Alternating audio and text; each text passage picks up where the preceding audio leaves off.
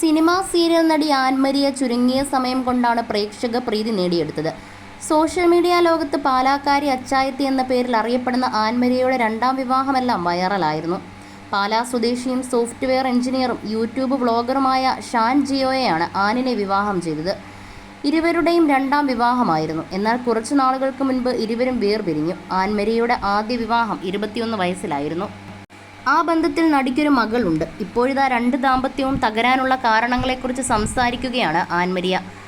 ഒരു യൂട്യൂബ് ചാനലിന് നൽകിയ അഭിമുഖത്തിൽ സംസാരിക്കുകയായിരുന്നു താരം. 2 വിവാഹമോചനങ്ങൾ എന്നത് തൻ്റെ വിധിയായിരിക്കുമെന്നും ആൻമരിയ പറയുന്നു. 21 വയസ്സിലായിരുന്നു എൻ്റെ ആദ്യ വിവാഹം. അറേഞ്ച്ഡ് മാരേജ് ആയിരുന്നു. ഗൾഫിലായിരുന്നു ഭർത്താവ്. അന്ന് ഗൾഫിൽ ജോലിയുള്ള ആളുമായി പെൺകുട്ടികളുടെ വിവാഹം നടത്തുന്നത് വലിയ സംഭവമായിരുന്നു. നാട്ടിൽ ജോലിയുള്ള പലരും ഇഷ്ടപ്പെട്ട് പെണ്ണ് ചോദിച്ചു വന്നിരുന്നു. അന്ന് അതൊക്കെ വേണ്ടെന്ന് പറഞ്ഞു. വിവാഹം കഴിഞ്ഞ് മോൾക്ക് 3.5 വയസ്സായപ്പോഴാണ് ഞങ്ങൾ വേർപിരിഞ്ഞത്. എൻ്റെ 2 വിവാഹമോചനങ്ങളും എൻ്റെ വിധിയായിരിക്കും. അതുകൊണ്ട് ഞാൻ ആരെയും കുറ്റം പറയുന്നില്ല. എന്നെ വിവാഹം ചെയ്ത് 2 പേർക്കും ഇഷ്ടപ്പെടാത്ത ക്യാരക്ടറായിരിക്കാം ഞാൻ. അതുകൊണ്ടാകും വേർപിരിഞ്ഞത്.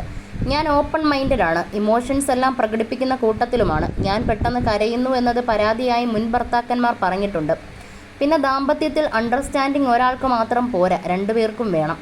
മുൻ ഭർത്താക്കന്മാരുടെ ഫാമിലിയുടെ സപ്പോർട്ട് എനിക്കിപ്പോഴും കിട്ടുന്നുണ്ട്. ആദ്യത്തെ വിവാഹത്തിന് ശേഷം ചെറിയ അമ്മായിയമ്മപ്പോരൊക്കെ ഉണ്ടായിരുന്നു.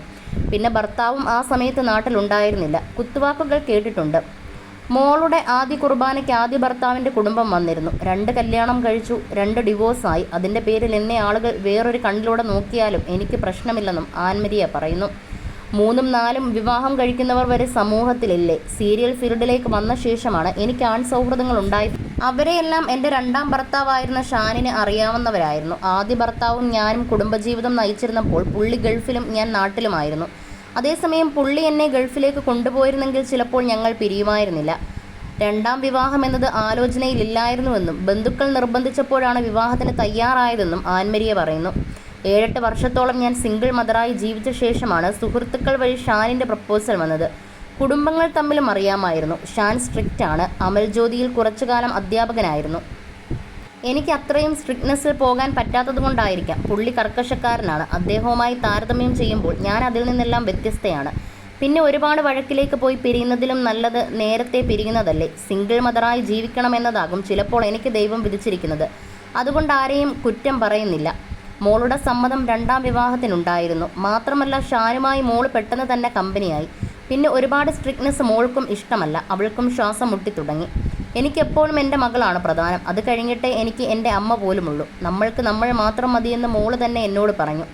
എനിക്ക് അമ്മയും അമ്മയ്ക്ക് ഞാനും മതിയെന്ന് പറഞ്ഞു. ശരിയാകുമെന്ന് കരുതിയാണ് രണ്ടാം വിവാഹം എന്ന മണ്ടത്തരം കാണിച്ചത്. പപ്പയുടെ സ്നേഹം എന്താണെന്ന് അറിയണമെന്ന് മോൾ എന്നോട് പറഞ്ഞു. അവൾ അത് അനുഭവിച്ചിട്ടില്ലായിരുന്നു. അവൾക്ക് അവളുടെ പപ്പയെ ഇഷ്ടമല്ല. ഷാനിനെ തന്നെയാണ് അവൾ പപ്പയെപ്പോലെ സ്നേഹിച്ചത്. സ്വന്തം പപ്പയെ കാണണമെന്ന് അവൾ ഇന്നേ വരെ പറഞ്ഞിട്ടില്ലെന്നും നടി പറയുന്നു.